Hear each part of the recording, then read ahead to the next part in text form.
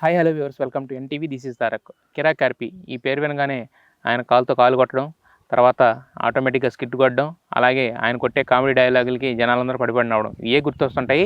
అలాగే అంతేకాకుండా ఆయన ఎంతైతే నవ్విస్తారో అంతే అగ్రెసివ్ పర్సన్ కూడా. ఎందుకంటే ఆయనతో మంచిగా ఉన్నంతసేపు, మంచిగా మాట్లాడినంతసేపు బాగానే ఉంటాడు, కానీ ఒకసారి సీన్ రివర్స్ అయితే మాత్రం ఏం జరుగుద్దో ఆల్రెడీ చాలామందికి తెలుసు. అయితే ఇప్పుడు అలాంటి ఆర్పి గారు ప్రస్తుతం టోటల్గా ఎంటర్టైన్మెంట్ బిజినెస్ నుంచి పక్కొచ్చి ఒక ఫుడ్ నెల్లూరు పెద్దారెడ్డి చేపల పులుసు అనేది పెట్టి మొత్తం ఇప్పుడు ఫుడ్ బిజినెస్ మ్యాగ్నెట్గా మారాలని ట్రై చేస్తున్నారు. సో ఆయన మనతో ఉన్నారు, ప్రస్తుతం ఆయనతో మాట్లాడదాం. హలో ఆర్పి గారు. నమస్కారం. ఆర్పి అంటే కాలు మీద ఎగిరి గాలిలో కాలు మీద కాలు కొట్టేవారు, అలాగే స్కిట్ కొట్టేవాళ్ళు, అలాగే మీరు ఒక పంచ్ డైలాగ్ వేసారంటే మాత్రం అందరూ పగలబడినవేలా చేసేవాళ్ళు. సో మరి అలా ఒక ఎంటర్టైన్మెంట్, ఒక కలర్ఫుల్ లైఫ్ అంతా వదులుకుని ఇప్పుడు ఈ ఫుడ్ సైడ్ రావడం అంటే ఇప్పుడు ఎందుకంటే చాలా బిజినెస్లు ఉన్నాయి కదా, బట్ పర్టికులర్ ఫుడ్ బిజినెస్ ఎంచుకోవడానికి రీజన్ ఏంటి మీరు? ఇప్పుడు అంటే మనం కామెడీ చేస్తాం, అదొక టాలెంట్. అంటే ఒక లైఫ్లో ఇండస్ట్రీలో వెళ్ళే కొద్దీ ప్రతిసారి మనం అనుకున్న సమయాన్ని పనులు కావు. అలాంటి సమయంలో ఏం చేయాలంటే ప్యారలల్గా సమాంతరంగా ఇంకేదైనా పని ఉంది అని ఎత్తుక్కుంటే అందులో మనకు వచ్చిన పని ఏమన్నా ఉంది అంటే నాకు బాగా ఫుడ్ వండడం, వడ్డించడం ఇది బాగా ఇంట్రెస్ట్ అనమాట. సో అలాంటి టైంలో ఏదన్నా ఒక మంచి వ్యాపారం చేయాలి, అది బిజినెస్ చేయాలి, మంచి పేరు తెచ్చుకోవాలని ట్రై చేస్తున్న సమయంలో ఈ చేపల పులుసు ఐడియా వచ్చింది. సో వెంటనే ఆ చేపల పులుసుని ఇంప్లిమెంట్ చేశాను. సో అది మంచి పేరు తెచ్చింది. ఓకే, అంటే మీ జీవితం అంతా కూడా ఎక్కువ ఫుడ్తోనే ముడిపడి ఉంటుందా? ఎందుకంటే మీరు బయటకు వచ్చిన తర్వాత కాంట్రవర్సీస్ బయటకు వచ్చారు, దాంట్లోనూ ఫుడ్డే ఉంది, ఇప్పుడు ఫుడ్డే ఉంది. సో అంటే ఫుడ్కి మీకు అవినాభావ సంబంధం ఏదో ఉన్నట్టుంది, ఎక్కడో కలిసినట్టుంది. ఫుడ్ కంటే ఒరిజినల్గా నాకు ఈ ఇండస్ట్రీకి వచ్చినప్పటి నుంచి కూడా, నేను జబర్దస్త్కి వచ్చినప్పటి నుంచి కూడా నాకు జబర్దస్త్లో సంబంధించిన అందరూ మా ఇంటికి వచ్చి ఫోన్ చేసేవాళ్ళు. నేను అది పనిగా ఫోన్ చేస్తాను. అండ్ నేను పనిచేసిన ఆ సంస్థలోనే నేను టీమ్ లీడర్గా చేసేటప్పుడు నేను ఒక 2-3 ఇయర్స్ నేనే ఫుడ్ పెట్టాను. అంటే వాళ్ళు పెట్టే ఫుడ్ ఉండేది, బట్ నాది సపరేట్ ప్రొడక్షన్ ఉండేది. ఓకే, టీమ్ లీడర్లు అందరూ నా దగ్గరకు వచ్చి ఫోన్ చేశారు. నాన్ వెజ్ మంచి ఫుడ్ ఇంటి దగ్గర వండించుకునే. ఒక్కోసారి ఇబ్బంది అయితే మన ప్రొడక్షన్ ఉంటుంది కదా, ప్రొడక్షన్ దగ్గర నాకు సపరేట్గా నూనె, నా సామాన్లు నేను తెప్పించుకుని ఒక మనిషిని పెట్టి వండించి మంచి రుచికరమైన భోజనం నేను ఆ ప్రొడక్షన్కి సపరేట్గా ప్యారలల్గా ఇంకో ప్రొడక్షన్ నడిపెట్టాను. అవునా? మరి అయితే మీకు సపరేట్గా ప్రొడక్షన్, మీరంతా సపరేట్గా ఉండి మీకు ఫుడ్ పరంగా ప్రాబ్లం లేనప్పుడు మరి సడన్గా ఎందుకు మానేశారు? అది చెప్పాను కదా, ఒకటి పేమెంట్లు కావచ్చు, 2 ఫుడ్ కావచ్చు, అక్కడ పరిస్థితులు కావచ్చు, అక్కడ విధి విధానాలు కావచ్చు. నేను ఫుడ్ సపరేట్గా పెట్టడానికి రీజన్ అక్కడ ఫుడ్ బాగుంటే నేను పెట్టేవాడు కాదు. అదంతా జరిగిపోయింది, అదంతా జనాలకు తెలుసు. బట్ అడగతున్నా కూడా చెప్తాను, నాకు ఫుడ్ పెట్టడం ఇష్టం, ప్యారలల్గా నాకు అక్కడ బాగాలేకపోవడం కావచ్చు, లేదంటే నాకు ఫుడ్ పెట్టడం ఇష్టం. కాబట్టి ఒక 2-3-4 ఇయర్స్ వరకు నాకు మ్యాక్సిమం నేను టీమ్ లీడర్ అయినప్పటి నుంచి ప్రతి ఎపిసోడ్లప్పుడు కూడా అంటే నాకు ఎందుకు ఇష్టం అంటే ఫుడ్ మీద అదొక ఉదాహరణ చెప్తున్నాను. ఇప్పుడు పాత అయిపోయిన వాటిని గెలుక్కోవడానికి కాదు, అట్లా అదొక ఉదాహరణ చెప్తున్నాను అంతే. సో నాకు అలా ఇష్టం అంతే. మా ఇంట్లో సండే రోజు చేపల పులుసు అవి వండుతాను. అప్పుడు ఆదిని మా సర్కిల్ ఉంటుంది జబర్దస్త్లో, వాళ్ళందరినీ పిలిపించి పెట్టేవాడిని. అలా ఎందుకో తెలియదు, ఆ కిచెన్ గదిని చూస్తే ఆ లోపలికి వెళ్ళి ఏదో ఒకటి పెట్టాలనిపిస్తే మీరు వంట చేసి పెట్టడం, అది నలుగురు తింటాం మీకు ఇష్టం, అది ఇష్టం, అది రుచిగా ఉండాలి. మూడోది ఎక్కువ మంది ఉండాలి తినేటప్పుడు. సో అదే నాకు బాగా అట్రాక్ట్ అనమాట బాడీ. అది అలా అలా అలా అలా అలా చేరి ఒకనొక టైంలో ఖచ్చితంగా మనం ఏదో ఒక బిజినెస్ చేయాలి అన్న టైంలో ఆ థాట్ గుర్తుకొచ్చింది. అప్పుడు అది పెట్టడం, మనం ఏదైతే అనుకున్నామో అది జనాల్లోకి వెళ్ళడం అనేది జరిగింది. అయితే మీ ఫుడ్ బిజినెస్ పేరు ఏంటంటే నెల్లూరు పెద్దారెడ్డి చేపల పులుసు అని పెట్టి ఆల్రెడీ ఆంధ్రాలో చాలా బ్రాంచెస్ ఓపెన్ చేశారు. ఇప్పుడు తెలంగాణలో కూడా, హైదరాబాద్ కాకుండా అదర్ దెన్ దట్ సంగారెడ్డిలో కూడా ఓపెన్ చేశారు కదా. సో అంటే ఏంటి అసలు మీకు, అంటే ఈ నెల్లూరు పెద్దారెడ్డి అనే పేరు ఎక్కడి నుంచి వచ్చింది అసలు? ఎవరో Nellore Peddareddy, who is this Nellore Peddareddy అంటున్నారు. నాకు కూడా దేవుడు సత్యంగా తెలియదు ఆ నెల్లూరు పెద్దారెడ్డి ఎవరో నాకు తెలియదు. కానీ బ్రహ్మానందం గారి డైలాగ్ ఉంటుంది, పెద్దారెడ్డి పెద్దారెడ్డి అంటాడు కదా. ఆ డైలాగ్ని నెల్లూరు అంటే ఫస్ట్ గుర్తుకొచ్చేది ఆ పెద్దారెడ్డి డైలాగ్ ఆర్జీవి గారి సినిమాలో. రెండోది చేపల పులుసు. నెల్లూరు ప్రసిద్ధి చెందింది అక్కడ పెద్ద రెడ్లు, వాళ్ళని పెద్దారెడ్డి కూడా అంటారు. రెండోది వచ్చేసి చేపల పులుసు, నెల్లూరు బాగా ప్రసిద్ధి చెందింది. సో ఈ రెండింటిని కలిపి ఒకసారి ఆలోచించి చేశా. సో ఆ పేరు బలంగా బలపడిపోయింది. అయితే యాక్చువల్లీ ఇందా మీరు చెప్తూ మాట్లాడుతూ అన్నారు, అంటే పాతయి తోకోవడం అనేది పక్కన పెడితే ఏంటంటే ఆర్పి లాంటి వ్యక్తి నుంచి మేము ఎక్స్పెక్ట్ చేసేది ఏంటంటే ఇప్పుడు జెన్యూనిటీ, మీరు అలాగే జెన్యూనిటీ ఆన్సర్లు కూడా ఇస్తారు. కొన్ని విషయాలు నేను తెలుసుకోవాలనుకుంటున్నాను ఏంటంటే, ఇప్పుడు మీరు ఇందాక చెప్పారు, ఒకటి ఫుడ్ అన్నారు, ఫుడ్ అంటే ఆల్రెడీ దాని నుంచి బయటకు వచ్చారు. 2 పేమెంట్స్ అన్నారు, పేమెంట్స్ ఇప్పుడు సంపాదించుకున్నారు. ఇతరత్ర విషయాలు అన్నారు, ఆ ఇతరత్ర విషయాలు ఏంటి? ఇంకా అది ఈ 2 కాకుండా అదర్ దెన్ దట్ ఏముంటాయి అక్కడ? మెయిన్ ఏంటంటే నాగబాబు గారు బయటకు వచ్చేసేటప్పుడు నా మనసు కనిపించింది ఏంటంటే, నాగబాబు గారు ఆ జడ్జి సీట్లో ఉంటే మనం చాలా బాగా కష్టపడి బాగా బాగా డైలాగులు నేర్చుకొని నాగబాబు గారు నవ్వితే ఆయన నవ్విస్తే స్కిట్ కొట్టచ్చు, నాగబాబు గారు నవ్వితే జనాలు నవ్వుతారు. నాగబాబు గారు నవ్వితే జనాలు ఎందుకు నవ్వుతారు అంటే నాగబాబు గారు నవ్విన ప్రతిసారి జనాలు నవ్వడం కాకపోగా నాగబాబు గారు జనాలు దేనికి నవ్వుతారో కూడా ఆయన పసిగట్టి నవ్వగలడు. నవ్వుతారు అంటే ఇప్పుడు అక్కడ కామెడీ బిట్ జరిగింది, లేకపోతే ఏదన్నా ఒక డైలాగు లేకపోతే ఒక సెగ్మెంట్ జరుగుతుంది అనుకోండి, ఆయన దానికి పర్ఫెక్ట్ గా చూస్ చేసుకుంటారు. అది కామెడీ అంటే ఇప్పుడు ఎవరు బట్టి నవ్వరు, ఒకరు చెప్తే నవ్వరు, అది ఒకసారిగా రావాలి అంతే, సడన్ గా వచ్చేదాన్నే కదా దానికి కనెక్ట్ అయ్యి. సో ఆయన దేనికైతే కనెక్ట్ అవుతారని అనుకుంటారు జనాలు కూడా దానికే కనెక్ట్ అవుతారు, ఎందుకంటే వాళ్ళు దానికే కనెక్ట్ అవుతారు కాబట్టి. సో ఇదంతా ప్యారలల్ కదా, ట్రయాంగిల్ లవ్ స్టోరీ. నాగబాబు గారు దేనికైతే కనెక్ట్ అవుతారు అనే దాన్ని బట్టి జనాలు కూడా కనెక్ట్ అవుతారు, ఎందుకంటే ఆయన జనాల తరపున కనెక్ట్ అవుతారు. సో అందుకే అది అంత పెద్ద సక్సెస్ అయింది. సో ఆయన వచ్చేస్తున్నానగానే నాకు అనిపించింది మనం ఇంకా స్కిట్ చేయలేము, ఆ స్టేజ్ మీద మనం అంటే అలాంటి ఒక జడ్జు, మళ్ళీ ఆయన ఏంటంటే నాగబాబు గారు ఉంటే అటెన్షన్ ఉంటుంది, రెండోది ఏంటంటే చిన్న చిన్న పొరపాట్లు ఉంటే దగ్గరుండి దాన్ని కరెక్ట్ చేస్తారు, ఒక పెద్ద తరహాగా ఉంటారు. తర్వాత వచ్చేసి స్కిట్లు ఎవరన్నా ఆషామాషిగా చేస్తే అనుకో ఏదో ఒప్పుకోడు, భయపెడతాడు, కొట్టేంత పని చేస్తాడు. అంటే అంటే ఆయన ఆ స్కిట్ని ఆ స్టేజ్ని అంత ఎక్కువ అభిమానిస్తారు. ఆ అభిమానించే క్రమంలో దాని మీద ఎక్కువ ప్రాచుర్యం చూపిస్తారు. అంటే ఈ రోజు స్కిట్ ఏమొచ్చింది, వీళ్ళు ఎందుకు ఇలా చేయలేదని మళ్ళీ రూమ్ లో పిలిపించుకొని మేము వరుస రిహార్సల్ చేయట్లేదు ఇంత చేస్తారు 100%. అందుకని బయటికి రావడానికి రీజన్ ఏంటంటే సంస్థలు పక్కన పెడితే నా సమస్య చెప్తున్నా, స్కిట్ బాగా చేస్తే పొగడతారు, స్కిట్ లో ఏమన్నా ప్రాబ్లం ఉంటే చెప్తారు, స్కిట్ ఇంత ముందులో బాగా చేయలేకపోతే ప్రాబ్లం ఏందని అడుగుతారు. తర్వాత వచ్చేసి స్కిట్ని ఎవరన్నా నెగ్లెక్ట్ చేశాను అనుకోండి నిలదీస్తాడు. స్కిట్ లో ఏమన్నా అసభ్యకరమైనటువంటి పదజాలాలు మరీ ఎక్కువ దొరికితే దాన్ని దగ్గరుండి ఇలా చెయ్యి అలా చేయని చెప్తారు. అలాంటి వ్యక్తి ముందు ఇంకోటి స్కిట్ చేసేటప్పుడు చాలా భయం ఉంటది, అంటే నాగబాబు గారు నవ్వించాలి, నాగబాబు గారి దృష్టిలో పడాలి, నాగబాబు గారి ముందు స్కిట్ కొట్టాలి.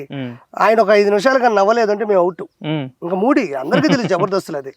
సో ఆయన ఆ జడ్జిమెంట్ సీట్ లో ఉండడం ఉంటేనే నేను అలా చేయగలను, నాకు ఒక ఇంట్రెస్ట్ గా ఉంటది, అక్కడ బలంగా చేయగలను అని అనిపించింది. ఆయన బయటకు వచ్చేది నాకు అర్థమైపోయింది, ఇంకా మనం చేసామంటే మనం కాన్సన్ట్రేషన్ గా చేయలేము, మనం దాని మీద అంత ఇంట్రెస్ట్ ఉండదు. సో ఇంకా మనం ఉండి కూడా చేసేది ఏమీ లేదని నేను కూడా బయటకు వచ్చేసాను. అయితే యాక్చువల్గా మీకు మాత్రమే అలా ఉండేదా లేకపోతే అందరికీ, అంటే కొంతమందికి స్పెసిఫిక్గా ఆయన బాగా ఫేవరెట్గా తీసుకున్నారు కదా మీరు కానీ గెటప్ సీను అందరితో అలా ఉంటారు, అందరితో ఎవరైతే బాగా చేస్తారో ఆయన అందరిని అభిమానిస్తారు, అంతేగాని పార్షియాలిటీ పార్షియాలిటీ ఉండవు, ఆయన పార్షియాలిటీ చూపించాల్సిన అవసరం ఏముంది. కానీ మరి మీకు ఎందుకు అంతగా కనెక్ట్ అయ్యారు మీరు, ఎందుకంటే గుండెల మీద పచ్చబొట్టు పడిపించిన అదే నా పర్సనల్ నాకు అనిపించింది. అదే ఇప్పుడు చెప్పాను కదా, అంటే కొన్ని విషయాలు అక్కడ కొన్ని విషయాల్లో ఎక్కువగా స్ట్రాంగ్ గా ఇన్వాల్వ్ అవుతారు.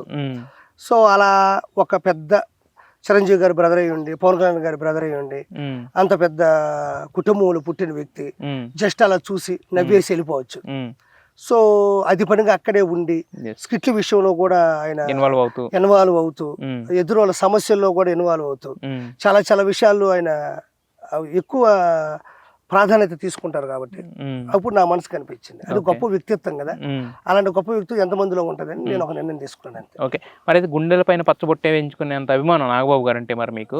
ఇప్పుడు రేపొద్దున్న ఎలక్షన్ కొన్ని రోజుల్లో మరి కొద్ది నెలల్లో ఎలక్షన్ జరగబోతున్నాయి ఏపీలో, మరి సో ఆయన పిలిచి జనసేనలో కానీ ఏమన్నా సహాయం చేయమంటే ఐదర్ ఫుడ్ పరంగా కానీ లేదంటే ఎనీ రకంగా లేకపోతే క్యాన్వాసింగ్ కానీ ఏదైనా చేస్తారా మీరు ఏమన్నా ప్రచారంలో కానీ? వద్దులేండి, నేను రాజకీయ అంత స్థాయి మనిషిని కాదు, నాకు రాజకీయ మాటలు తెలియదు, నాకెందుకు రాజకీయం, నేనేదో ఒక చేపల పులుసు పెట్టుకుని బతుకుతున్నా, మనకు పెద్ద వాళ్ళ తరహా మాటలు పెద్ద వాళ్ళతో మనకి ఎందుకండి. పెద్ద తరహా కాదు, మీ తరపున ఏమన్నా లేదు, అసలు ఆలోచనే లేదు, రాజకీయాలకు మాత్రం పూర్తిగా దూరం వద్దండి. ఎందుకంటే మనకు వచ్చిన పని ఇది, ఆ పనిలో వెళ్ళేటప్పుడు ఎక్కువ దూరద్దు అనేది, తర్వాత ఏంటనే నాకు తెలియదు ప్రస్తుతానికి ఈ ఆలోచన.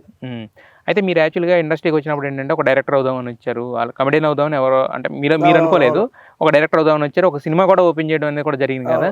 సో మరి ఆ సినిమా ఎందుకు అయిపోయింది అసలు, ఏంటి అసలు ఎన్నిసార్లు స్టార్ట్ అయింది, ఎన్నిసార్లు అయిపోయింది? ఇప్పుడు అది సినిమా అనేది అదే మన అంతకుముందు చెప్పాను కదా, ప్రొడ్యూసర్తో సినిమా స్టార్ట్ చేసాం, అతను మధ్యలో కొన్ని ప్రాబ్లమ్స్ వల్ల ఫైనాన్షియల్గా బాగా ఇబ్బంది పడిపోయారు. సో నాకు అర్థమైంది ఇంకా మనం ఎంత ముందుకు పోయినా ఇది పోదనిపించింది. సో వెంటనే ఆపేసుకొని వెంటనే నేను వ్యాపారంలోకి రావడం జరిగింది. అంతే. మళ్ళీ ఇప్పుడు అంటే ఇప్పుడు ప్రొడ్యూసర్ అదే మన డైరెక్టర్ అవ్వాలనే ఒక ఇదితో వచ్చారు కదా, ప్రస్తుతానికైతే మీరు అక్కడి నుంచి బయటకు రావడం అనేది కూడా జరిగింది. అవును. మళ్ళీ ఫ్యూచర్లో అంటే ఇప్పుడు ఈ చేపల పులుసు ఈ బిజినెస్ ఇది బాగుంది కానీ దీంట్లో కంటిన్యూ అయిపోతారా, లేదంటే మళ్ళీ ఇది ఏంటంటే ఒక పార్ట్ టైం చేపల పులుసు అనేది మనకు ఒక ఇది ఇండస్ట్రీకి సంబంధం లేనిది కాబట్టి, సో ఇది ఇది ఇది ఉన్న రోజులు ఇది చేస్తాను. దీనికి ఒక లైఫ్ ఉంది, దీన్ని కాపాడుకుంటూ భవిష్యత్తులో డైరెక్షన్ అలాంటిది ఏదైనా వేరే చేస్తాను, ఇండస్ట్రీలోనే కంటిన్యూ అవుతారు మొత్తానికి కావాల్సిన. అయితే యాక్చువల్గా మరి జబర్దస్త్లో అప్పటికి మీకు పెద్ద వివాదం నడిచింది కదా, అది అంతా పూర్తిగా క్లోజ్ అయిపోయినట్టేనా? క్లోజ్ అప్పుడే అయిపోయింది కానీ నేను అందుకని దాని గురించి అసలు ఎక్కువ మాట్లాడలేదు. ఎందుకంటే ఆ రోజు జరిగిన విషయాల్లో ఒకరికొకరు వాదోపవాదాలు జరిగినాయి, ఎవరు విశ్లేషణ వాళ్ళు చెప్పారు, నా విశ్లేషణ ఏంది అనేది జనాలు చూశారు. ఫైనల్ గా కింద కూడా కామెంట్లు పెట్టారు, అది ఏంటి ఏంటి అనేది. అయితే ఫైనల్ గా మీ విశ్లేషణ ఇంకోటి కూడా ఉంది కదా, యాక్చువల్గా వాళ్ళు వచ్చిన తర్వాత మీరు అది వాళ్ళు వచ్చి చెప్పిన తర్వాత మళ్ళీ మీరు మళ్ళీ మాట్లాడారు, తర్వాత ఇంకెవరు రాలేదు కదా దాని దగ్గర నుంచి. అంటే ఏంటి అది ఒప్పుకున్నట్టేనా తరపున మొత్తం టోటల్ గా ఎలా చూడాలి దాన్ని మనం? మీరు ఎలా చూసారు దాన్ని, ఎందుకు దాన్ని ఫుల్ స్టాప్ పెట్టి? నేను వెళ్ళాను, వాళ్ళు వచ్చారు, నేను మళ్ళీ వెళ్ళాను, మళ్ళీ వాళ్ళు ఇంకా రాలా, ఫుల్ స్టాప్ నాతోనే అయిందిగా. అదే ఫుల్ స్టాప్ పెట్టారంటే ఇంకా ఒప్పుకున్నట్టేనా అవతల సైడ్ అనుకోవాలా మనం, అది లేకపోతే ఎలా చూడాలి దాన్ని అంటున్నా? అది వాళ్ళ ఇష్టం అంతే. నేను చెప్పాల్సిన వర్షన్ నేను చెప్పాను, జనాలు ఎంతవరకు తీసుకున్నా తీసుకుంటారు, లేకపోతే పోతారు. అంటే మీకు ఆది రామప్రసాద్ వీళ్ళందరూ ఫస్ట్ నుంచి మీతో కలిసి తిరిగారు, మీ వాళ్ళకన్నా మీరు ముందెళ్ళారు యాక్చువల్ జబర్దస్త్కి, ఆది కన్నా ముందు తర్వాత జాయిన్ అయ్యారు కదా. మరి వాళ్ళు వచ్చి అన్ని చెప్తున్నప్పుడు అంటే మీకు ఒకటి అక్కడ వాళ్ళకి నాకు శత్రుత్వం జీరో. అవును, అదే అదే ఒక సంస్థలో వాళ్ళు ఉన్నప్పుడు సంస్థకు సంబంధించినటువంటి ఆలోచన అవలంబనలో వాళ్ళు వచ్చారంతే. నేను ఆ ఇంటర్వ్యూలో కూడా ఈ రోజు వాళ్ళ ఎదురుకు వచ్చి నేను ఒక మాట కూడా తప్పుగా అనలే.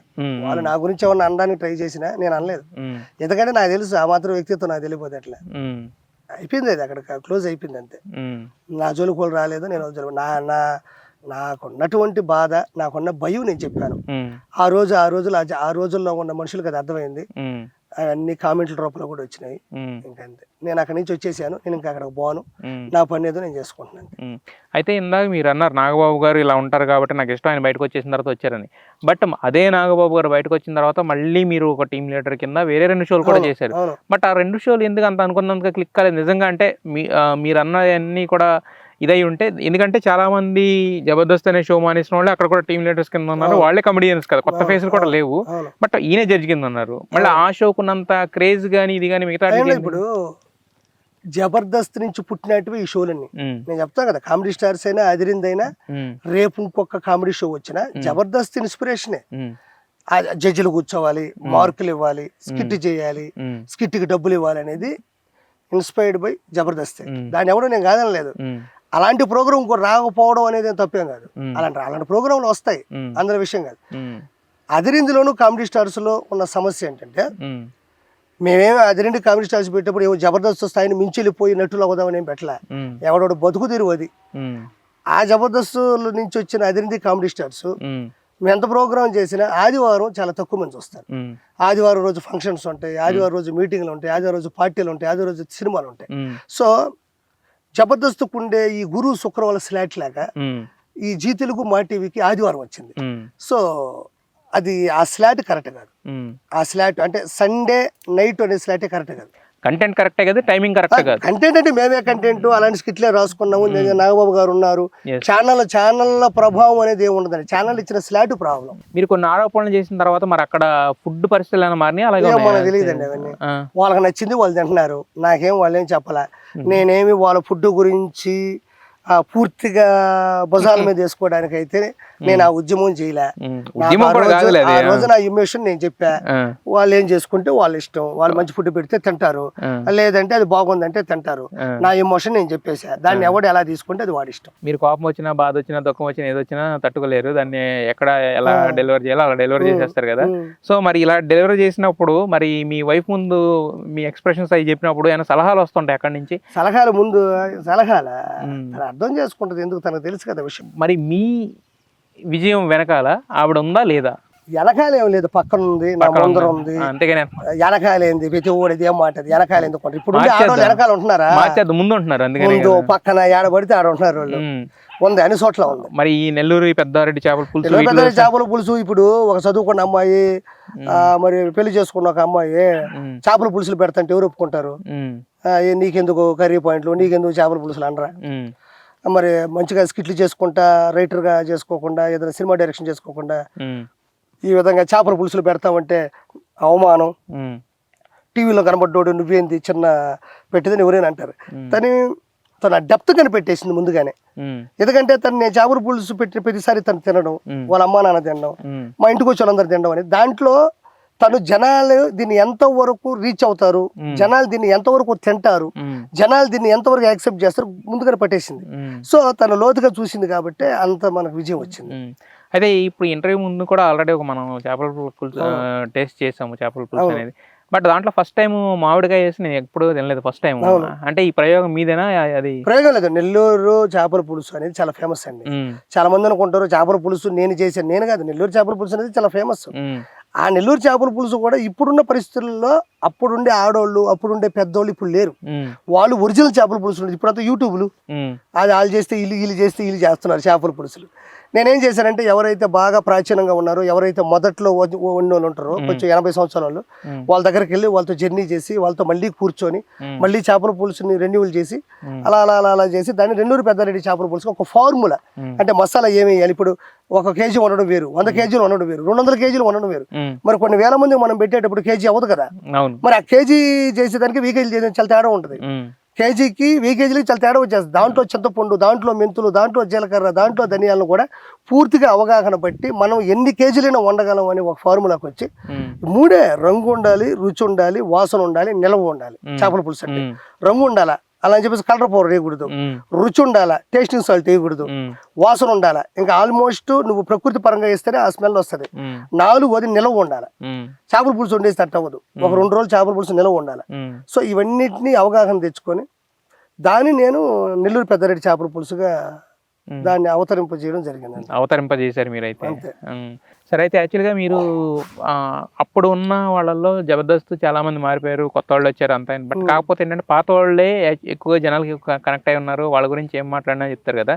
సో నేను మీ గురించి ఇంతకుముందు విన్నది యాక్చువల్గా ఏంటంటే ఒక టీమ్ లీడర్ ఉండేవాళ్ళు యాక్చువల్గా మీ దాంట్లో, మహీధర్ గారి దగ్గర నుంచి విన్నాను యాక్చువల్గా. సో కిరా కార్పి అన్న గురించి మీకు తెలియదు, ఆయన మంచిగా మంచిగా ఉంటాడు, ఎవడన్నా కొంచెం తేడా ఉంటే కనుక అంటే ప్రతి ఒక్కళ్ళు ఇన్ అండ్ అవుట్ తెలిసిన వ్యక్తి మీరని చెప్పాడు యాక్చువల్ నాకు. సో దాన్ని బట్టి మీరు కొంతమంది నాకు పాత వాళ్ళ గురించి ఇన్ అండ్ అవుట్ అన్న ఒక పాయింట్ చెప్పండి, ఒక మంచి పాయింట్, ఒక చెడ్డ పాయింట్, మీకు నచ్చిందో నచ్చిందో, లేదంటే వాళ్ళ గొప్పతనం ఏదైనా చెప్పండి. సుడిగాలి ఫస్ట్ ఆఫ్ ఆల్ అంటే డిఫరెంట్ టాలెంట్. అంటే ఇప్పుడు పాపం ఒక కామెడీ అంటే తన మీద ఏదైనా ఒక పని చేసినా, ఒక జోక్ వేసినా తీసుకుంటాడు, అది మంచి పాయింట్. 2వ పాయింట్ టీమ్ లీడర్గా సక్సెస్ అయినాడు. 3వ పాయింట్ ఒక కామెడీయే కాకుండా ఆ మ్యాజిక్ లాంటి వాటిని అదనపు ఆకర్షణగా తీర్చిదిద్దుకున్నాడు. అంటే కామెడీయే కాకుండా కామెడీతో పాటు అదనపు ఆకర్షణ, అంటే ఈ పావురాలు తీయడం, ఇంకోటి తీయడం, వాటి వల్ల ఏమైందంటే కామెడీతో పాటు ఎక్స్ట్రాడినరీ అట్రాక్షన్ వచ్చింది. సో అంటే మల్టీ టాలెంటెడ్. రష్మి అంటే అప్పటి వరకు యాంకర్లు అప్పటి వరకు ఉన్న స్థాయిని మించిన యాంకర్. అంటే అప్పటి వరకు యాంకర్ అంటే ఇలా ఉండాలని కాదు, ఇక్కడ పుట్టకుండా, ఇక్కడ భాష పూర్తిగా రాకుండా తనకు వచ్చినటువంటి స్లాంగ్, తనకు వచ్చినటువంటి భాషతో కూడా ఇక్కడ మెప్పు పొంది అప్పటి వరకు ఉన్న పరిస్థితులు మార్చిన అమ్మాయి మంచిది నా వరకు. మరి అంటే ఆ అమ్మాయి ఇప్పుడు మీరు అన్నట్టే ఇప్పుడు ఏంటంటే కొన్ని సార్లు ఫ్లోలో మాట్లాడే మాటలు కూడా మంచి కామెడీ జనరేట్ అవుతుంటాయి, తప్పులు. అప్పుడు కూడా అలాగే ఉండేది, తప్పులుగా మాట్లాడేది. తెలుగు అనేది తెగులు అనొచ్చు, ఏముంది అందులో. అదే అలాగే ఉండేదా? ఓకే. అనసూయ గారు సినిమాల్లో కూడా అంటే ఒక యాంకర్ గానే కాకుండా సినిమాల్లో కూడా ప్రత్యేకమైన క్యారెక్టర్లతో ఒక స్థాయి పెంచుకున్న యాంకర్ అనసూయ, అంతే కన్ఫర్మ్. అంటే సినిమాకు కూడా యాప్ట్ అయిపోయింది. ఆది అంటే నాకు ఆదితో ఎక్కువ కనెక్షన్ ఉంటుంది. ఎందుకని అంటే వాడు ఎలా ఎదగాలో బాగా తెలిసినవాడు. అంటే ఎక్కడ ఎలా ఉండాలో, ఎక్కడెక్కడ ఎలా ఉండాలో, ఎలా ఉంటే ఎలా ఉంటుంది, ఇది ఇది ఇది ఎంతవరకు చేస్తే బాగుంటుంది, ఇది ఎంతవరకు చేస్తే బాగుంటుంది అని ఒక ఫార్ములాలో వెళ్తాడు. అంటే ఫార్ములా అంటే ఒక అద్భుతమైనటువంటి టాలెంటెడ్ పర్సన్. రైటర్గా కానీ, అంటే ఆర్టిస్ట్గా నేను ఎక్కువ చెప్పలేను కానీ తను ఏది డైలాగ్ రాసుకుంటాడో దాన్ని యాస్టీజ్ చెప్పగలడు. 2వది దాన్ని రాయగలడు. సడన్గా వచ్చిన సడన్ స్టార్ అది. ఓకే. రాంప్రసాద్ అంతే ఆటో పంచులు. గెటప్ సీను కమల్ హాసన్. బుల్లితెర కమల్ హాసన్, వెండితెర కమల్ హాసన్. ఇప్పుడు వెండితెరపై కూడా వచ్చేసాడు కదా. ఫస్ట్ లో వచ్చుంటే మంచి ధీటుగా ఉండేవాడు. ఇప్పుడు లేటుగా వచ్చాడు కాబట్టి బుల్తేలు వచ్చాడు. ఓకే. నాకు నాకు మొత్తం మీద ఆర్టిస్టుల్లో ఇంతవరకు ఉండే హీరోల్లో కానీ అందరిలో నాకు నచ్చిన ఆర్టిస్ట్ ఎవరంటే గెటప్ శ్రీను. గెటప్ శ్రీను. ఇక నేను దగ్గర నుంచి చూశాను, దంచి కొట్టేస్తాడు. బలగం వేణు. వేణన్న ఏంటంటే ఒక అతని రిహార్సల్ ఎలా ఉంటుందంటే ఒక సినిమాలో ఉంటుంది. తన రిహార్సల్లో డైలాగ్ అంటే డైలాగ్లో చెప్పాలా, ఎక్స్ప్రెషన్ అంటే ఎక్స్ప్రెషన్లో ఇవ్వాలా, ప్రతి ఒక్కటి అవధుల్లోనే చేస్తాడు కాబట్టి అంత గొప్ప సక్సెస్ అందుకున్నాడు. బలగం లాంటి ఒక స్టోరీని యాజ్ ఇట్ ఈజ్ దింపి యాజ్ ఇట్ ఈజ్ అనుకున్నదే సక్సెస్ కొట్టగలిగాడు. చిన్న చిన్న ఎక్స్ప్రెషన్లు, డైలాగులు, టైమింగ్లు అన్ని యాజ్ ఇట్ ఈజ్ ఉండాలి ఆయనకి. అంటే అతని స్కిట్ కూడా ఒక డైరెక్షన్ లా ఉంటుంది. సో అందుకే డైరెక్టర్ అయిపోయాడు. అంటే అక్కడ ఏదైతే అలవర్చుకున్నాడో దాన్ని యాజ్ ఇట్ ఈజ్ ఇంప్లిమెంట్ చేశాడు, డైరెక్టర్ అయిపోయాడు. అందరూ స్కిట్లు రిహార్సల్ చేస్తే అతని స్కిట్ ఒక డైరెక్షన్ లా ఉంటుంది, ఒక సినిమాలా ఉంటుంది. సో అందుకనే ఇంకోటి కూడా ఆయన చేసే స్కిట్లో అన్ని డైలాగులు ఆయన గుర్తుపెట్టుకుంటాడు, ఆ డైలాగులు ఎదుటి చెప్తాడు, అందుకని అంత స్థాయికి వెళ్ళాడు. ఓకే. చమ్మక్ చంద్ర. చంద్రన్న అంటే ఇంకా లేడీస్ ఫ్యామిలీ ఎంటర్టైనర్. రోజా గారు. రోజా గారు ఒక చరిష్మా. అంటే నాగబాబు గారు ఒక అయితే రోజా గారు డాన్స్ కావచ్చు, రోజా గారు నవ్వు కావచ్చు, అంటే అదొక కాంబినేషన్. ఆ కాంబినేషన్ లో సక్సెస్. చలాకీ చంటి. ఆయన కూడా మంచి టాలెంటెడ్. కానీ వెళ్ళడం, బయటికి వెళ్ళడం, లోపలికి రావడం, బయటికి వెళ్ళడం, లోపలికి రావడం, ఆయన ఒకళ్ళు, తర్వాత మన శక్ల శంకర్. ఎవరి ఇష్టం వాళ్ళది, వాళ్ళు వెళ్తున్నారు వస్తున్నారు, అలా ఉంటది. అలాగా అలా వస్తే తీసుకో, అది వాళ్ళ ఇష్టం, వాళ్ళు తీసుకుంటే తీసుకుంటున్నారుగా. అండి అలా ఉంటది. మీరు ఉన్నప్పుడు అంటే లోపల ఇన్ అండ్ అవుట్ మాకు తెలియదు కదా. అదే లేదు, చెప్పేసి వెళ్తారు మళ్ళీ చెప్పేసి వస్తారు, అది పెద్ద ఇబ్బంది ఏముంటుంది. అక్కడ పెద్ద ఇబ్బంది ఏముండదు. ఎంట్రీ ఎగ్జిట్ రెండు ఉంటాయి అక్కడ ఎప్పుడు, ఎనీ టైం. తాగుబోతు రమేష్. తాగుబోతు రమేష్ అన్న అనే వ్యక్తి నాకు అత్యంత క్లోజ్. నాకు జబర్దస్త్లో బాగా క్లోజ్ అంటే ఆది, తాగుబోతు రమేష్ అన్న, చమక్ చంద్ర అన్న, దండాజ్ అన్న. మేము రోజు ఫోన్లో మాట్లాడుకుంటాం. ఇష్యూ అనేది పక్కన తీసేసిన అప్పుడప్పుడు మేము కాన్ఫరెన్స్ పెట్టుకుని మరీ మాట్లాడుకుంటాం. తాగుబోతు రమేష్ అన్న వ్యక్తి ఏదైనా సింపుల్గా తీసుకుంటాడు, గొప్ప కాన్ఫిడెన్స్ ఉన్న వ్యక్తి. సో అయితే యాక్చువల్గా ఒకప్పుడు ఇంత చూసి ఇంత జర్నీ చేసి ఇంతమందితో కలిసి చేసి ఇప్పుడు చేపల పులుసుతో ఇది చేశారు కదా. సో ఇప్పుడు నెక్స్ట్ వస్తే మళ్ళీ డైరెక్షన్ చేస్తానని అంటున్నారు. అసలు అంటే మీ ఫ్యూచర్ ప్లాన్స్ అన్న ప్లాన్ చేసుకుంటారా, లేదంటే వచ్చిందని బట్టి గోవిద్ద ఫ్లో అన్నట్టు వెళ్ళిపోతుంటారా? లేదు, ఇప్పుడు దీన్ని కొనసాగిస్తున్నాం కాబట్టి ఇప్పుడు మనం హౌసింగ్ బోర్డు స్టార్ట్ చేసి అమీర్పేట, మణికొండ పెట్టాము. ఇప్పుడు మళ్ళీ కాజాగూడ, తిరుపతి, మళ్ళీ విశాఖపట్నం, ఈరోజు సంగారెడ్డి కలెక్టరేట్ ఆఫీస్ దగ్గర. సో ఇంకా ఓపెన్ చేయాల్సిన ఒక 10 ఉన్నాయి. నెక్స్ట్ విజయవాడ ఉంది, విజయవాడ నెక్స్ట్ మంత్ ఓపెనింగ్. తర్వాత షాద్ నగర్ ఉంది. సో ఇవన్నీ వర్క్ ఇమీడియట్ తెలుగు రాష్ట్రాల వరకు అలా ఏం లేదండి, మిగతాయి కూడా జరుగుతుంటే. ఇప్పుడు కోవా ఇట్లు అడిగారు, చేప దొరకపోతే నేనేం చేయను, అది చేపతో కూడింది కదా, పులుసుతో కూడింది కదా, చెత్తకుండా ఏడైనా దొరుకుతుంది, ఆ చేపలు దొరకాలిగా. సో అలా దొరికిన పరిస్థితిని బట్టే ఇస్తుంటాం అంతే. మరి ఫర్దర్ గా దీన్ని అంటే పాన్ ఇండియాగా వైద్యకి తీసుకెళ్లాలని వస్తా ఉంటే మాట్లాడుతుంటాం, నచ్చితే ఇస్తా ఉంటాం. చేసుకున్నోడికి చేసుకున్నంత కరెక్ట్ గా చేసుకోలేకపోతే అది వాళ్ళ కర్మ. నేను ఇచ్చేటప్పుడే పర్టికులర్ గా అగ్రిమెంట్ చదివి ఇలా చేయాలి, ఇలా చేయాలి, ఇలా ఉంచాలి, ఇలా చేయాలి అని చెప్తాను. దాన్ని ఎవరైతే కన్సిడర్ చేసుకొని పరిగణలోకి తీసుకొని కరెక్ట్ గా ఎవరైతే పొందుపరుస్తారో అలా బాగా జరుగుతుంది. లేదనకుండా ఇప్పుడు 5 లీటర్ల ఆయిల్ పోయాల్సి ఉంటే 1 4 లీటర్ ఆయిల్, మామిడికాయ 1 వేయాల్సి ఉంటే అర మామిడికాయ, మెంతులు 1/2 కేజీ అంటే 1/4 కేజీ చేసేవాడు నేనేం చెప్పలేను. నా దగ్గర ఎవరైనా ఫ్రాంచైజీ తీసుకోవాలి అంటే మినిమం నేను చెప్పేది కొన్ని పాటించాలి. బట్ కాకపోతే ఏంటంటే మీ చేపల కూర విషయంలో టేస్ట్కి వీటికి ఎప్పుడు ఎలాంటి వంక రాలేదు. కాకపోతే వచ్చే ఒక చిన్న కంప్లైంట్ కొంతమంది దగ్గర నుంచి ఏంటంటే రేట్ ఎక్కువ. దీనికి ఏం చెప్తారు మీరు? ఇప్పుడు నాది రేట్ ఎక్కువ అబ్బా. ఇప్పుడు క్రెటా కార్ ఉంది, టాప్ ఎండ్ ఉంది, i20 యాక్టివ్ ఉంది, క్రెటా ఉంది, ఆడి ఉంది, బెంజ్ ఉంది. ఇప్పుడు నీకు ఏది నచ్చితే తీసుకో, నీతో నాకేంటి సమస్య? ఇప్పుడు నేను 300 రూపాయలు చేపలు పెట్టా, 300 రూపాయలు ఎక్కువ పెట్టడం వల్ల జనాలు తీసుకోకపోతే లాస్ అయ్యేది ఎవరు? నేనే కదా. ఇప్పుడు నేను ఎక్కువ రేటు పెట్టేశాను అబ్బా ఆశపడి, ఇప్పుడు అది ఎక్కువ కదా వాళ్ళు తీసుకోలేదు. అది నిజంగా నేను ఫేక్ గా 300 పెట్టి అసలు తక్కువ రేటు కూడా పెట్టొచ్చు నాకు తెలిసినప్పుడు నేను ఎక్కువ పెట్టేస్తే మోసపోయేది ఎవడు? నేనే కదా. అది అంతే రేటు, ఆ రేట్లు అలానే ఉంటాయి. 1 కేజీ చికెన్ తీసుకుంటే కటింగ్ డబ్బులతో సహా 1 కేజీ వచ్చేస్తుంది. 250 అంటే పేపర్ రేట్ 250, కటింగ్ తో కూడా, కటింగ్ కొట్టేవాడికి ఇచ్చేవాడికి తీసుకునేవాడికి. చేపలు అట్ట కాదు, చిన్న చేపలు క్లీన్ చేయాలంటే 50 రూపాయలు, కొరవేని క్లీన్ చేయాలంటే 30 రూపాయలు, బొమ్మిడాయి క్లీన్ చేయాలంటే 50 రూపాయలు. అదొక 50, ఇదొక 450. బొమ్మిడాయిల రేట్ ఆల్మోస్ట్ కొరవేని రేట్ ఉంది, అంటే మన మటన్ రేట్ ఉంది. నాకు అన్నీ తెలుసు. మీరు ఊరికే వచ్చేసి జేబులో 100 రూపాయలు పెట్టుకొని 100 రూపాయలు పెట్టుకొని 1000 రూపాయలు వస్తుంది తీసుకోవాలంటే అవ్వదు. అవుతుందా? అవుదు. ఇప్పుడు నా దగ్గర 300 రూపాయలు ఉందబ్బా, నాకు దాన్ని ఆ 300కి ఏ వస్తువు వస్తుందో అది నేను తీసుకోగలను. నీ ఆర్థిక పరిస్థితులను దృష్టిలో పెట్టుకొని నాకు తీసుకోవాలి లేదా నువ్వు డిసైడ్ చేసుకో, అంతే తప్ప నా రేట్లు ఎక్కువ అని చెప్తే మాత్రం నేను ఒప్పుకోను. నీకు ఇష్టం ఉంటే తీసుకో, నీ తినాలని పెడితే తిను. ఈ రోజు చట్నీస్ ఉంది హైదరాబాద్ లో, దోశ కూడా 200 రూపాయల దోశ ఉంది, అది తినే వాళ్ళు తింటున్నారు. రోడ్డు పక్కన 20 రూపాయల దోశ ఉంది, అది తినే వాళ్ళు అది తింటున్నారు. బిర్యానీలు రోడ్డు పక్కన బిర్యానీలు ఉన్నాయి, స్టార్ హోటల్లో బిర్యానీలు ఉన్నాయి, మన చిన్న చిన్న వ్యాన్లో వచ్చే బిర్యానీలు ఉన్నాయి. అక్కడ పరిస్థితులు అక్కడ ప్రభావాలను బట్టి ఆ బిర్యానీల రేట్లు ఉంటాయి. ఇప్పుడు నాకు చేప ఉంది, ఇప్పుడు నేను నీ రేటుకు తగ్గ అన్నం వండమంటే వంట, 2 రూపాయల బియ్యం తెచ్చి వండి పెట్టమంటే పెట్టేసి నీ తక్కువ రేటుకి నేను నా అన్నాన్ని ఇవ్వగలను, నా రాగి సంగటిని ఇవ్వగలను. ఏది 50 రూపాయల బియ్యం తీసేసి 2 రూపాయల బియ్యం కలిపి రాగి సంగటి ఇచ్చేస్తా. నాకు కొరమేలు లాంటి కొరమేను ఏదన్నా తక్కువ రేట్లో దొరికితే, అంటే ఎట్ట ఫేక్, ఇప్పుడు బియ్యంలో 2 రకాలు ఉన్నాయి, కొరవేలు 2 రకాలు ఏదైనా ఉంటే చెప్పు. 10 రూపాయల కొరవేలు ఉంది చెప్పు, నీ రేటుకి నేను వండి నీకు ఇస్తాను. బొమ్మిడాయలు కూడా అలాంటి బొమ్మిడాయలు 5 రూపాయలకో 10 రూపాయలకో దొరుకుతాయి చూడు, బియ్యంలో ఉండే 2 రూపాయలు బియ్యం, 5 రూపాయలు బియ్యం, 50 రూపాయలు బియ్యం, అలా ఉంటే చెప్పు, నేను వండి పెడతా. నా రేట్లు ఇలానే ఉంటాయి, క్వాలిటీ ఉంటది, క్వాంటిటీ ఉంటది.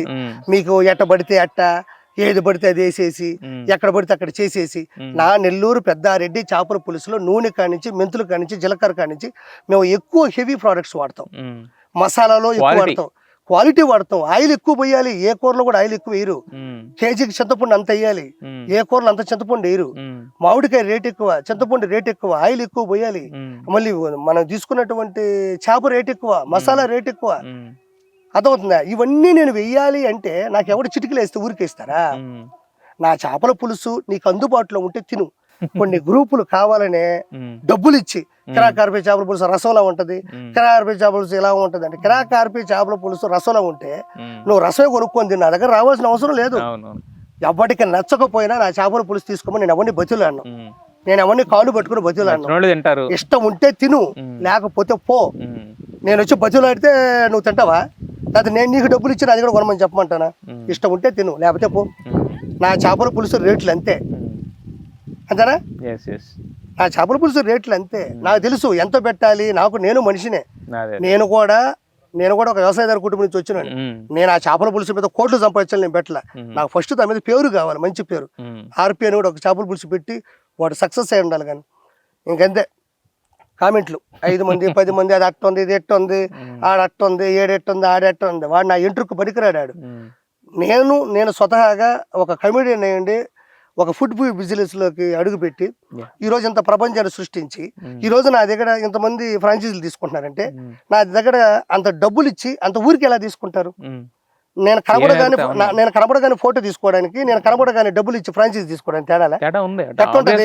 నా దగ్గరకు వస్తారు, నా టేస్ట్ తింటారు, అది నాకు ఎలా జరుగుతుందో చూస్తారు. మొత్తం పద్ధతిని నాతో వారం స్పెండ్ చేసి ఆ తర్వాత వాళ్ళ ఇంట్లో ఫ్యామిలీలతో గడిపి వాళ్ళు అన్ని చోట్లకి వెళ్ళి తిని అప్పుడు నాకు డబ్బులు ఇస్తారు. అంత పిచ్చోళ్ళు ఎవరు లేరు ఈ భారతదేశంలో. ఆర్పి దగ్గర చేపల పులుసు ఉందంటే అది రూపాయి 2 రూపాయల, నా రెమ్యునరేషన్ నేను తీసుకుంటానుగా. నా స్థాయి, నా హోదా, నేను దాని తగ్గ పెట్టుబడి, నా శ్రమ, నా ఫలితం, నా కృషి, నా తెలివితేటల తగ్గట్టుగా నేను డబ్బులు తీసుకుంటానుగా. కాబట్టి అందరంతా తీసుకోలేకపోవచ్చు, నేను తీసుకుంటానుగా. ఫ్రాంచైజీలు తీసుకునే వాళ్ళకని నేను చెప్పేది ఒకటే, మీరు ఇష్టం ఉంటే తీసుకోండి, లేకపోతే మానేయండి. మీకు ఇష్టం ఉంటే తీసుకోండి, లేకపోతే మానేయండి. నేను ఫ్రాంచైజీ ఇచ్చిన తర్వాత నా ఫార్ములాని డ్యామేజ్ చేద్దామంటే మాత్రం ఒప్పుకోను. నేను చెప్పి ప్రతిదీ చెప్తాను. ఏది ఇప్పుడు నువ్వు తిన్నావు ఎలా ఉంది, బాగుంది, మీ అమ్మ మీద ఒకటి అబద్ధం చెప్పా, బాగాలేదని చెప్పి బాగుందనే కదా చెప్తున్నాను కదా. అది ఎవరు చేసింది? నేను పెట్టిన మాస్టర్లే. ఆ మాస్టర్లకు ఎవరు నేర్పించారు? నేనే. నువ్వు తిన్నప్పుడు నువ్వు అనొచ్చగా, ఏందన్నా చేపల పులుసు, లేకపోతే వాళ్ళతోనే చెప్పొచ్చు కదా. అంటే నేను ఇప్పుడు ఒక కారు ఉందండి, నువ్వు ఒకటో గేర్ వేసుకొని పోతా ఉంటావు 80 స్పీడ్లో, ఏమవుతుంది? మెల్లగా వెళ్తా ఉంటుంది, మెల్లగా పోదు, ఆయిల్ ఎక్కువ లాగేస్తుంది, అంతే కదా. అంటే నువ్వు 80 వెళ్తున్నావు అంటే 40 గేర్ 4వ గేర్లో వెళ్ళాలి. అంటే స్పీడ్ తగ్గ గేరు మార్చుకోవాలి. నేను అలా కాదు, ఒకటే గేర్ వేసుకుని 80 కొడతానంటే మొత్తం ఆయిల్ మొత్తం లాగేస్తుంది, ఒక 20 లీటర్ల ఆయిల్ అయిపోతుంది 2 కిలోమీటర్లకి.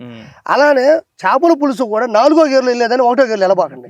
దానికి ఎంత ఆయిల్ పోయాలి, ఎంత మెంతులు వేయాలి, ఎంత ధనియాలు వేయాలి, ఎంత జీలకర్ర వేయాలి, చేపలు ఎన్నిసార్లు క్లీన్ చేయాలి, చేపలు క్లీన్ చేసుకొని ఎలా నిల్వ ఉంచుకోవాలనేది ప్రతి ఒక్కడికి తెలిసి ఉండాలి. ఏదో ఎగేసుకొని వచ్చి నాకు ఎవరు ఫ్రాంచైజీ తీసుకోవాల్సిన అవసరం లేదు. నేను ఒకటే, నా చేపల పులుసు ఇష్టం ఉంటే తినండి, లేకపోతే వదిలేయండి.